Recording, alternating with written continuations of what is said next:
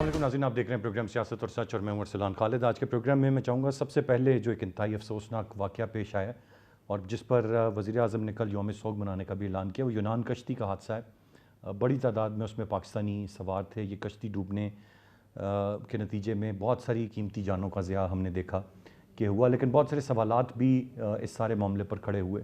और ये मामला कोई आज का नहीं है, ये बड़ा पुराना मामला है, लेकिन कभी भी इस अहम तरीन इशू पर हमने उस तरह से बात नहीं की है कि इंसानी स्मगलिंग क्यों हो रही है, किस तरह से हो रही है, क्या मजबूरी है, क्या हालात हैं कि बड़ी तादाद में पाकिस्तानी यहाँ से मुख्तलिफ़ स्मगलरों के हाथों मुख्तलिफ़ तरीके अपनाते हुए अपनी जान को मुश्किल में डालते हुए वो बैरून मुल्क किसी न किसी बेहतर मुल्क में जाना चाहते हैं जहाँ पर वो कुछ बेहतर रोज़गार कमा सकें और यहाँ पर पाकिस्तान में अपने अहल खाना की लुक आफ्टर कर सकें। जो लीगल तरीके से लीगल मीन से नहीं जा पाते वो इलीगल मीन्स अपनाते हैं और बहुत सारे लोग जो उनकी मंजिल होती है कई दिनों का सफ़र करते हैं लेकिन फिर भी अपनी मंजिल तक नहीं पहुंच पाते और अपनी जान की बाजी हार बैठते हैं। फिर जो पहुंच भी जाते हैं वो बड़ी कसमपुसी की हालत में, बड़ी मुश्किल में वहाँ पर मजदूरी करते हैं और किसी न किसी तरीके से अपना सर्वाइवल करते हैं। अब वज़ीर-ए-आज़म साहब ने ऐलान किया है कि वो इंसानी स्मगलरों के गिर्द घेरा तंग करेंगे। आज से पहले हुआ नहीं है और उम्मीद करते हैं कि वाकई ऐसा हो। मैं चाहूँगा इस अफसोसनाक वाक़े पर आज के प्रोग्राम के आगाज़ में हम ज़रूर बात करें। इसके साथ साथ मुख्तलिफ़ चीज़ें हैं जो हम देख रहे हैं। एक तो पाकिस्तान की मईशत पर मुसलसल बातचीत है, फिर उस मईशत की बेहतरी के हवाले से बातचीत है और जो एक मूड हमें बनता हुआ नज़र आ रहा है जब से ये बयानात सामने आ रहे हैं कि इंतखाबात होंगे अक्टूबर नवंबर में अपने वक्त पर होंगे, असम्बलियाँ तहलील हो जाएंगी और एक उम्मीद बनती नज़र आ रही है कि शायद हम अब जनरल इलेक्शंस की तरफ बढ़ रहे हैं। तो जो इत्तेहाद हैं उनमें भी दरारें पड़ती हुई नज़र आ रही हैं। इस बयानात सामने आ रहे हैं। बिलावल भुट्टो साहब का स्टेटमेंट जिसमें वो कह रहे हैं वज़ीर-ए-आज़म ने कहा कुछ और बजट में कुछ और सामने आया है। सैलाब मुतासरीन के हवाले से वो फ़ंड्स मांगने की बात कर रहे हैं, बजट मंजूर ना होने देने की बात कर रहे हैं, जो कि अब तक बहुत अच्छे तरीके से ये जमातें एक दूसरे के साथ चलती नज़र आईं। फिर एक जमात का रास्ता बिल्कुल जब बंद हो गया है तो अब इनके आपस के इख्तलाफात शायद आने वाले दिनों में हमें सामने नज़र आएंगे और इंतखाबात में बढ़ना है और यकीनन अपनी इंतखाबी कैंपेन करनी है और अपने वोट बैंक को इंगेज करना है। तो इस तरह की चीज़ें हम देख रहे हैं। मईशत पर बदस्तूर सवालात हैं। डिफ़ॉल्ट और नो डिफ़ॉल्ट का सवाल बदस्तूर बरकरार है और ये ख़तरा कब टलेगा, नहीं टलेगा, मईशत कितनी बेहतर होगी, नहीं होगी, these all questions remain there. मैं चाहूँगा आज के प्रोग्राम में हम तफसील से सारे मामले पर बात करें। गेस्ट पार्टिसिपेंट्स का तारुफ कराता चलूँ। प्रोग्राम में हमें ज्वाइन कर रहे हैं ब्रिगेडियर रिटायर्ड हारिस नवाज़ साहब, सीनियर तज्ज़ियाकार हैं। बहुत शुक्रिया सर आपके वक्त का। डॉक्टर नाज़िर महमूद साहब हमें प्रोग्राम में ज्वाइन कर रहे हैं, सीनियर एनालिस्ट हैं। दोनों रिस्पेक्टेबल गेस्ट को वेलकम कहूँगा। ब्रिगेड साहब, गुफ्तगू का आगाज़ आपसे करते हुए जो इंतहाई एक अफसोसनाक ये वाक़या है जो ये कश्ती के हादसे का है, ये सिर्फ़ एक बड़ा और अफसोसनाक वाक़या नहीं है बल्कि बहुत सारे सवालात जन्म लेते हैं और एक तवील अरसे से जो कुछ होता चला है जिस पर हमने आंखें बंद रखी हैं उस पर भी हमारा सवाल है। ये तो वो वाक़या है जो पता लगा है या जो रिपोर्ट हुआ है या जो बहुत बड़ा वाक़या है, लेकिन छोटे मोटे बेतहाशा वाक़यात कौन कहाँ अपनी जान खो बैठता है, किन किन मुश्किल तरीक़ों से गुज़रता है, उसका कोई रिकॉर्ड ही नहीं है और हमने कभी बॉदर भी नहीं किया इस बारे में। क्या कहेंगे आप सर? ये एक आज की बात नहीं है, बहुत ही अफसोसनाक बात है। जितना अफसोस करें कम है। प्रीशियस लाइफ, ये सोचें वो पेरेंट्स जिनके ये बच्चे थे या जिनके हस्बैंड थे, उनके छोटे बच्चे, सारी जमा पूंजी करके वो लेके जाते हैं और फिर जिस तरीके से स्मगलर्स एजेंट्स के हाथ में और भी the crimes of FIA, let me tell you, immigration authority, इसके बगैर ये नहीं हो सकता। Who is responsible? क्या ये प्राइम मिनिस्टर ने कहा कि जी हमने ये आइडेंटिफाई करना है कि कहाँ पर गलती है, कौन जिम्मेदार है, उसको करार वाकई सजा देनी है? क्यों ये जाते हैं? देखिए, जब आपके मुल्क में बेरोजगारी होगी, पॉलिटिकल इंस्टेबिलिटी होगी, सोशो इकोनॉमिकल प्रॉब्लम होगी, एक जवान बच्चा है, माँ बाप बूढ़े हैं, बहन की शादी करनी है, छोटे भाई की तालीम है, माँ बाप का इलाज है, वो क्या करेगा? वो उसके माँ बाप जमा पूंजी जो चीज़ दे दें, जाओ बाहर जाओ, कमाई करो, हमें भी लेकर, और वो फिर इन ऐसे लुटेरे एजेंट्स, स्मगलर्स और FIA के साथ मिलके उनकी कनेवन से ये लोग जाते हैं और 6-6 महीने धक्के खाते रहते हैं। फाइनली कोई अगर 5% डेस्टिनेशन पे पहुँचते, रास्ते में बेचारे उनकी बात हो जाती है या कहीं ना कहीं समुद्र में डूब जाते हैं। बात यह है कि इसके लिए कौन रिस्पॉन्सिबल है। आज हम बात कर रहे हैं 2 ہفتے کے بعد سب بھول جائیں گے کیا ہو. وہ پیرنٹس، ان کے لوائقین صرف وہ پریشان رہیں گے، روتے پیٹتے رہیں گے اپنے بچوں کے لیے، نہ ان کی باڈی ملیں گی. سو اس کے لیے اگر کرنا ہے تو then we have to find a plot. سب کو پتہ ہے روٹ کاز کیا ہے. کوئی بچہ یہاں سے نہیں جا سکتا فیک پاسپورٹ کے اوپر، فیک ویزے کے اوپر، انلیس امیگریشن ایف آئی اے اس میں انوالو نہ ہو. جب ایف آئی اے کو آپ دوسرے کاموں میں لگا دیں گے تو اپنی آفس ڈیوٹی وہ نہیں کر سکتے. میرے خیال میں اس کو ہم نے جتنا کنڈیم کریں اتنا کم ہے. اور آئی وش کے پرائم منسٹر ایک انکوائری آرڈر کریں. یہ ابھی جو پکڑ دکڑ شروع کی ہے، ان اسمگلر کو پکڑنے کا کوئی فائدہ نہیں. سب باہر بیٹھے ہوتے ہیں، یہ تو ان کے ایجنٹس ہوتے ہیں، وہاں وہ اپنے موبائل بند کر دیں گے. That end of it. So اس کے لیے پراپر ایک جے آئی ٹی بنانی چاہیے اور آئندہ کے لیے دیکھیں کہ اس کو کیسے روٹ کاز کو ختم کرنا ہے. آپ ہیڈ چاپ نہیں کریں، آپ روٹ کاز پکڑیں کہ کہاں سے یہ ہو رہا ہے، کون یہاں پر سہولت کار ہیں، کون دبئی میں بیٹھے ہیں، کون دوسرے ممالک میں بیٹھے ہیں، کیسے یہ پیسے 20-25-30 لاکھ روپے بٹورتے ہیں بیچارے غریب لوگوں سے، اور یہ کیسے ڈسٹریبیوٹ ہوتا ہے. آپ 2-4 لوگوں کو پکڑیں، ایف آئی اے میں بھی آپ کی رپورٹس ہیں، آپ کو پتہ ہے کون انوالو ہے، امیگریشن میں کون ہے، تو مسئلہ حل ہو سکتا ہے. بٹ بیسک ہے کہ آپ یہاں پر اکنامک انوائرمنٹ ٹھیک کریں.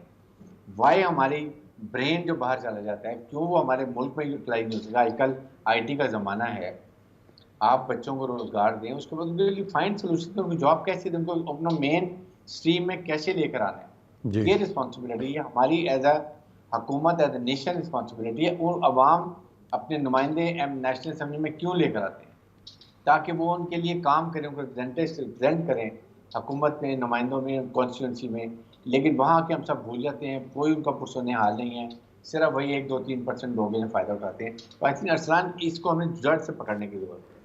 جڑ سے پکڑنے کی سر اشد ضرورت ہے. اب سوال یہ ہے کہ صرف ایک دن سوگ کا اعلان ہم کریں گے، مذمت کریں گے، انکوائری کی کال دیں گے اور پھر چپ کر جائیں گے، یا واقعی ہم کسی منطقی انجام کو پہنچیں گے اور اس معاملے کو روکنے کی کوشش کریں گے؟ ڈاکٹر ناظر صاحب، آپ کی کیا رائے ہوگی اس معاملے پر؟ آپ کیا کہیں گے؟ دیکھیں، واقعہ تو بہت ہی افسوسناک ہے. اس کو جتنا بھی اس پہ غم اور غصے کا اظہار کیا جائے کم ہے. اب یہ جو انویسٹیگیشن ٹیم جائے گی، یہ گھوم پھر کر آ جائیں گے، نکالیں گے کیا؟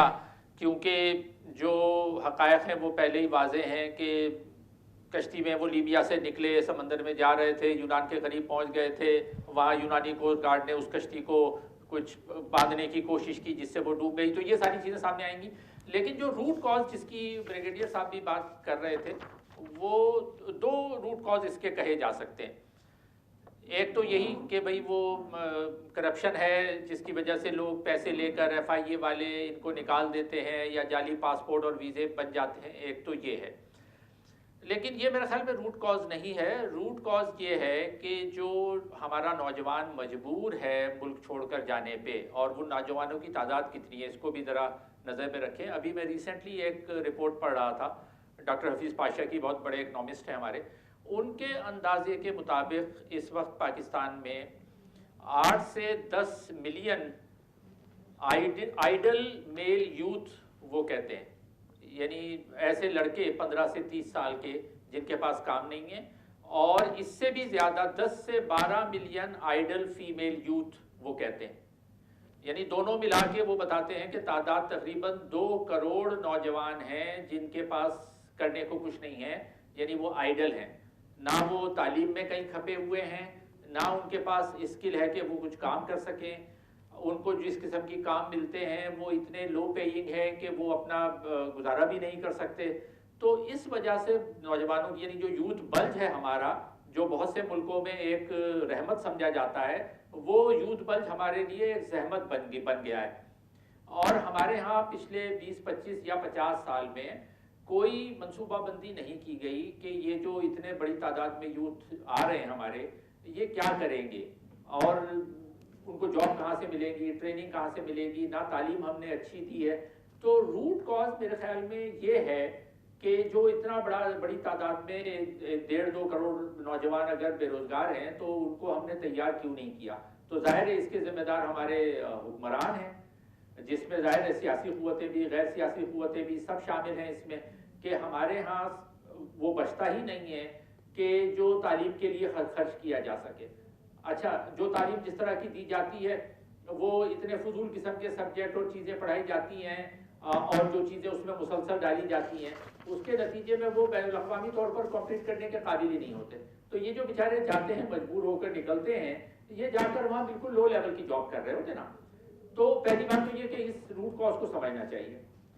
اچھا ونس اٹ از آئیڈینٹیفائڈ کہ بھائی یہ جو روٹ کاز ہے وہ یہ ہے کہ جی نوجوانوں کے پاس اچھی ملازمتیں نہیں ہیں، تو اب روٹ کاز آئیڈینٹیفائی اگر ہو گیا تو اس کا حل کیا ہے؟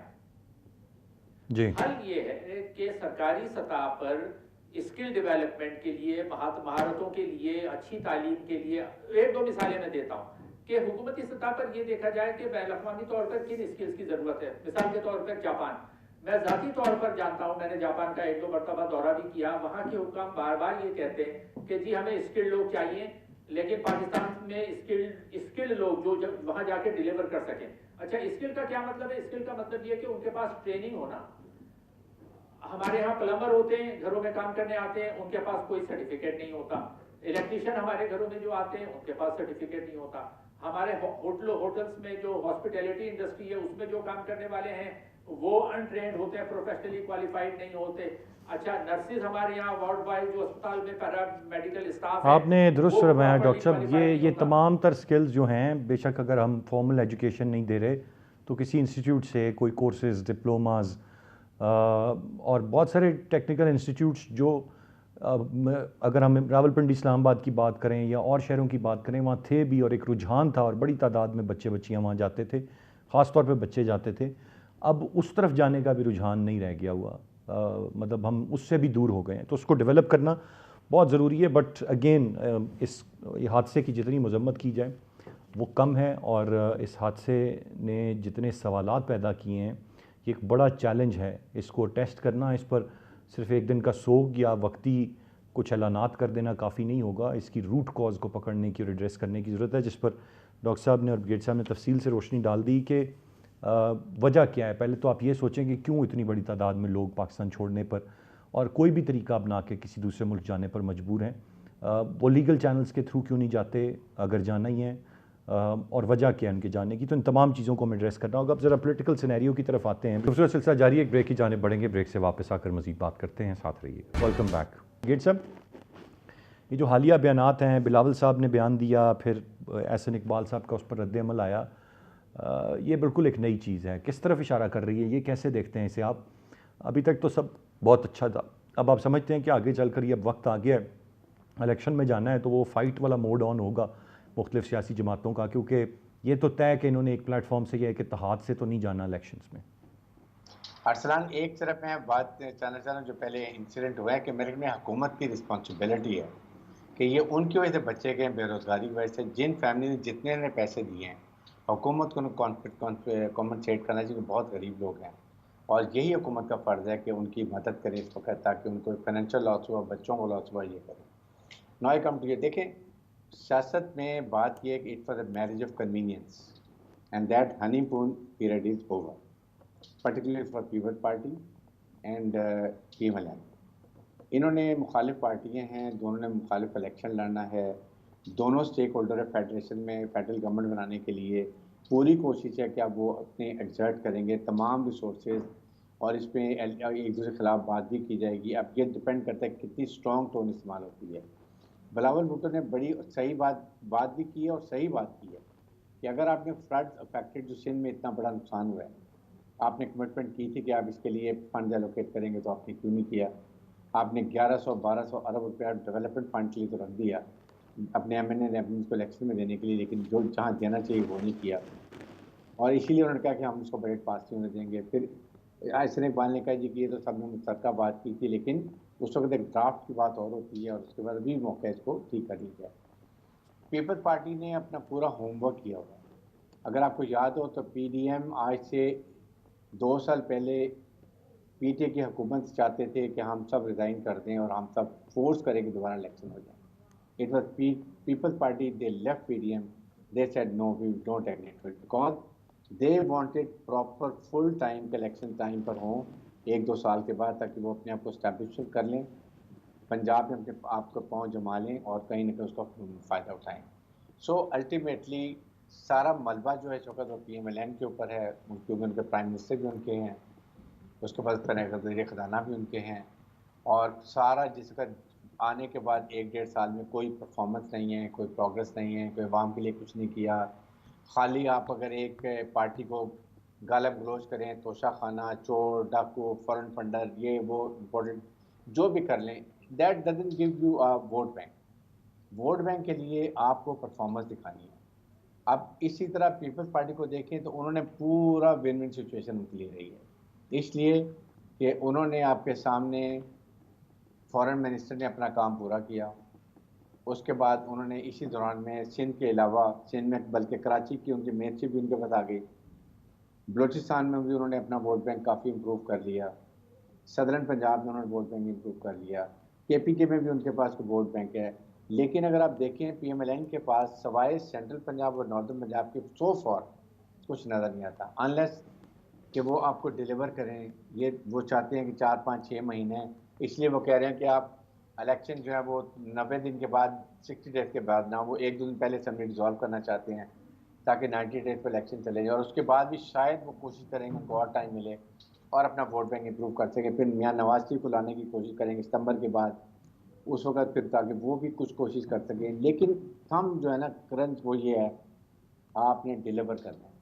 اب وہ عوام نہیں ہے جو یہ صرف نعرے بازی پہ نہیں جاتے، they understand there lot of awareness, یہ کرنا پڑے گا.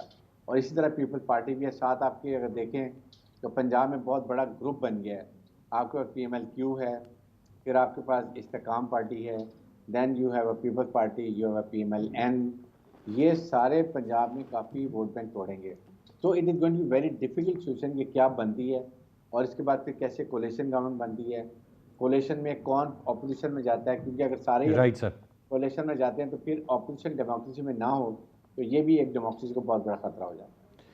Right sir. ڈاکٹر ناظر صاحب، آپ کیسے دیکھتے ہیں بلاول صاحب کا یہ جو اسٹیٹمنٹ ہے اور پھر اس پر PMLN کا رد عمل ہے، اور آگے آپ کیا دیکھ رہے ہیں کہ ابھی آپ کے خیال سے ایک دوسرے کے حوالے سے بیانات داغنے کا سلسلہ مزید بڑھے گا، یہ چیزیں ہمیں نظر آئیں گی؟ کیونکہ تھوڑا سا ایک کمپٹیشن، ایک وہ چیز تو بلٹ اپ ہوگی، الیکشن کا ایک ماحول تو بنتا ہوا نظر آئے گا. جی بالکل نظر آ رہا ہے، اور اس میں مجھے لگ رہا ہے کہ پیپلز پارٹی نے خاصی سیاسی سمجھ کا ثبوت دیا ہے پچھلے سال میں. یعنی یہ تو نون لیگ کو ماننی پڑے گی بات کہ آج وہ حکومت میں ہے پیپلز پارٹی کی وجہ سے. اگر پیپلز پارٹی اس تحریک عدم اعتماد کو اتنی تیزی سے آگے نہ بڑھاتی یا ان کو ساتھ لے کے نہیں چلتی تو شہباز شریف کبھی بھی وزیر اعظم غالباً نہیں بن پاتے. ایک تو پہلی یہ سمجھ کا ثبوت دیا. دوسرا، پیپلز پارٹی نے یہ کیا کہ وزیر اعظم کی پوزیشن ان کو دی، وزیر خزانہ کی پوزیشن ان کو دی، اور خود اپنے پاس جو دو اہم ترین جو عہدے رکھے، ایک وزیر خارجہ کا اور ایک ماحولیات کی، تو وہ دونوں چہرے جو لے کر آئے وہ ایسے تھے کہ پرفارم کر رہے تھے. شہری رحمان بھی اور بلاول بھٹو بھی اور حنا ربانی کھر، یہ سب ایسے تھے کہ جنہوں نے کام کیا. اچھا، اس کے مقابلے میں نون لیگ کچھ کر نہیں سکی. شہباز شریف ابھی تک جو ہے وہ لاہور کے وزیر اعلیٰ کے طور پر ہی بیہیو کر رہے ہیں، یعنی چھوٹی چھوٹی چیزوں کے افتتاح کر رہے ہیں جو کہ شاید کسی ایک میئر یا MPA کے لیول کا کام ہوتا ہے کہ جی وہ یہاں IJ پرنسپل روڈ بن گیا ہے اسلام آباد میں، پنڈی میں، تو اس روڈ کا جا کے افتتاح کر رہے ہیں. تو یہ اب 25 کروڑ کا پاکستان ملک ہے، اس کے وزیر اعظم کا یہ کام ہے کہ وہ سڑکوں کا افتتاح کرے. تو یہ اس کے اہل ثابت نہیں ہوئے. دوسرا، انہوں نے غلطی یہ کی کہ اسحاق ڈار کو وزیر خزانہ بنایا، جو میرا خیال ہے کہ اس کے بالکل اہل نہیں تھے. انہوں نے آنے کے بعد مزید خرابہ کیا، IMF سے ڈیل کو کنکلوڈ نہیں کر پائے، اور ابھی بھی ملک جو ہے وہ دیوالیہ ہونے کے دہانے پہ کھڑا ہوا ہے. رائٹ.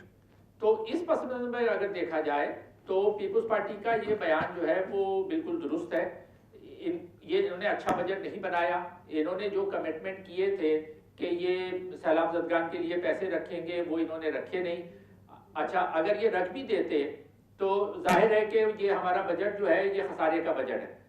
ہماری جو آمدنی ہے وہ زیادہ تر ہماری چلی جانی ہے قرضوں کی ادائیگی میں اور دفاع میں، اور ادھر ادھر ڈیولپمنٹ کے لیے کچھ ویسے ہی بچنا نہیں ہے، جس کے لیے اگر کہیں سے ہمیں قرضہ ملے گا تب یہ بجٹ آگے چلے گا.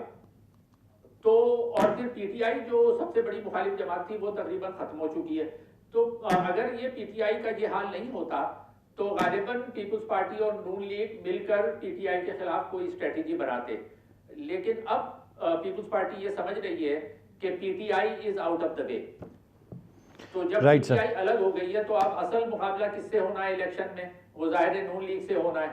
تو اب پی پی کی کوشش یہی ہوگی کہ نون لیگ کو مزید ایکسپوز کیا جائے. بڑے پیمانے پر یہ ایکسپوز تو ہو ہی چکے ہیں اپنی نااہلی کی وجہ سے, لیکن مزید جتنا دن یہ اقتدار میں رہیں گے, خاص طور پہ یہ اسحاق ڈار صاحب کی نااہلی کی وجہ سے نون لیگ کو مزید نقصان پہنچے گا, پہنچ تو چکا ہے. اور الٹیمیٹلی جب یہ الیکشن میں جائیں گے تو نون لیگ کے پاس کچھ بھی نہیں ہوگا دکھانے کے لیے, اور اس کا فائدہ ظاہر ہے جیسے ابھی کہا گیا وہ پیپلز پارٹی کو ہوگا.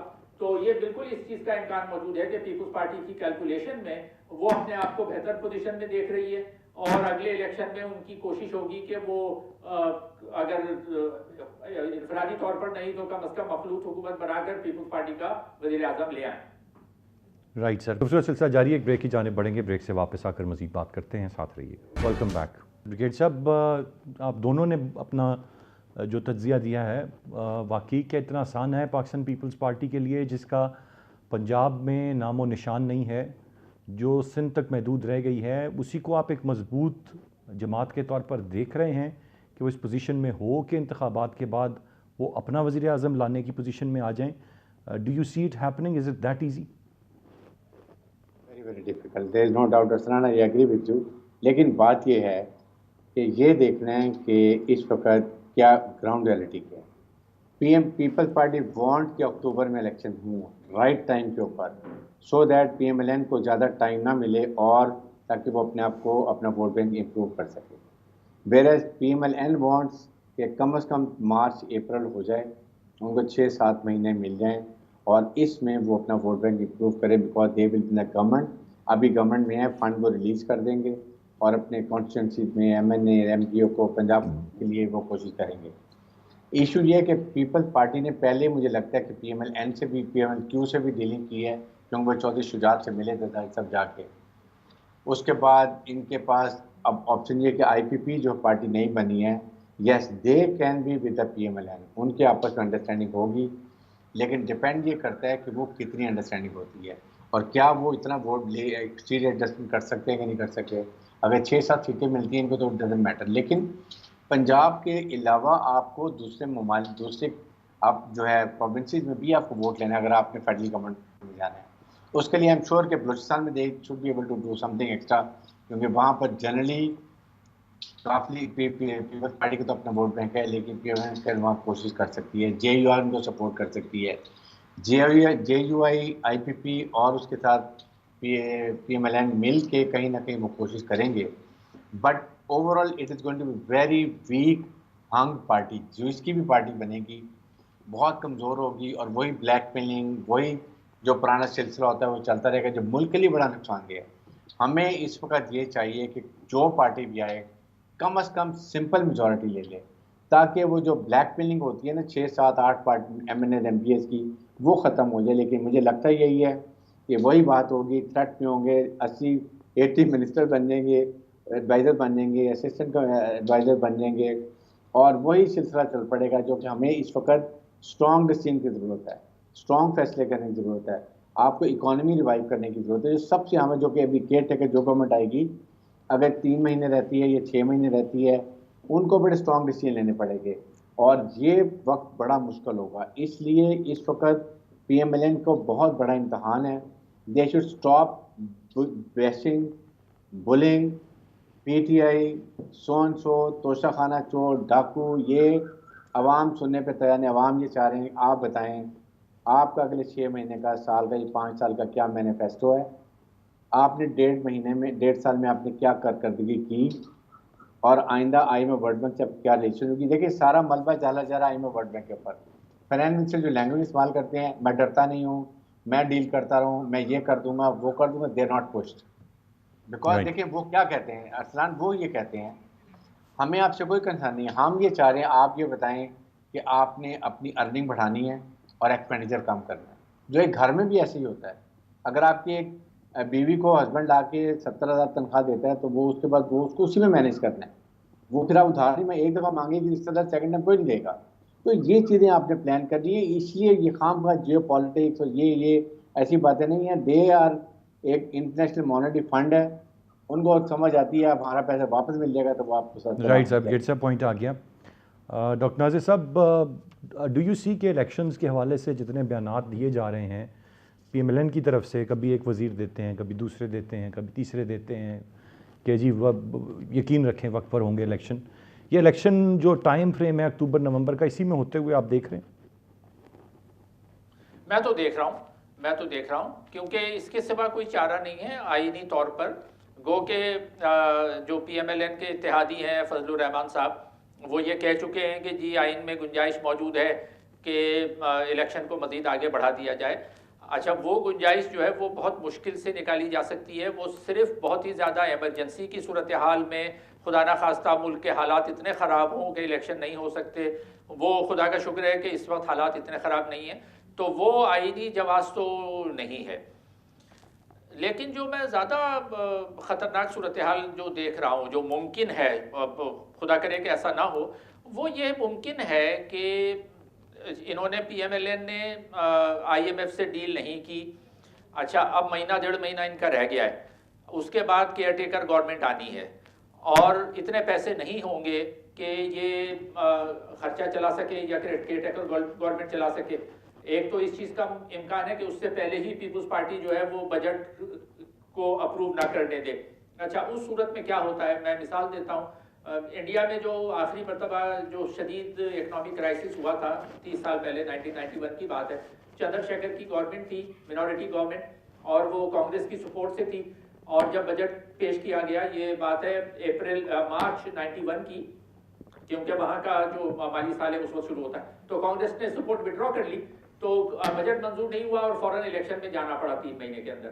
تو اس کا امکان موجود ہے کہ یہ بجٹ منظور نہ ہو اور فوراً الیکشن میں جانا پڑے. دوسرا یہ کہ جو کیئر ٹیکر گورنمنٹ ہے وہ جو آئے, تو اس میں اگر یہ فیصلہ کیا گیا کہ جی اتنے پیسے نہیں ہیں کہ ہم الیکشن کریں, اور کیئر ٹیکر سیٹ اپ کو, کیونکہ بعض حلقوں کی طرف سے یہ بات آ رہی ہے کہ کیئر ٹیکر سیٹ اپ کو 2-3 سال کے لیے بڑھا دیا جائے, 2-3 سال کے اور لیے, الیکشن نہ کرایا جائے.